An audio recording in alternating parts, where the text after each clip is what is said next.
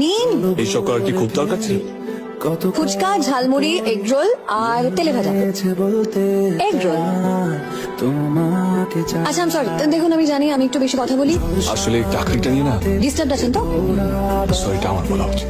হ্যাঁ, রাস্তার মাঝখানে কেউ চলে যায় হুট করে, আমি শুধু সরি বললে হবে না, দেখা করতে হবে। লেট করাটা কি আপনার হ্যাবিট? সরি, আমি কিন্তু এইসব বুঝি না। আরে আমার পছন্দ আপনার ভালো নাও তো লাগতে পারে। আমার পছন্দের কথা আপনি ভাবছেন কেন? আপনি আপনার পছন্দের কথা বলবেন। বেশ তাহলে।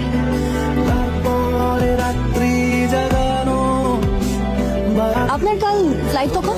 মনে হয় রাততলা দিকে হবে। তাহলে একটা কাজ করুন না, কাল 5টার সময় দেখা করুন। আপনি ওখান থেকে ডিরেক্টলি এয়ারপোর্ট চলে যাবেন আর আমি টিউশনে।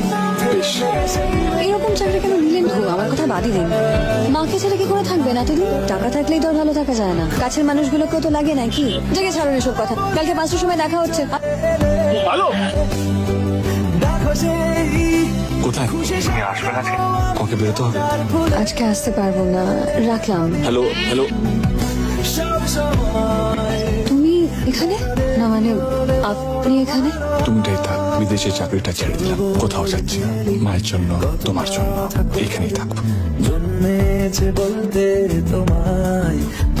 দাদা, শ্বশুর বাড়ি যাবি, একা সবকিছু সামলাতে পারবি তো?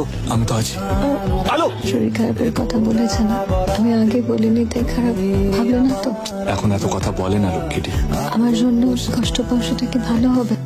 আর যাই হয়ে যাক, ছেড়ে কোথাও যেও না। তুমি তো আমাকে শিখিয়েছিলে কাছের মানুষদের রাস্তায় ছেড়ে পালাতে না।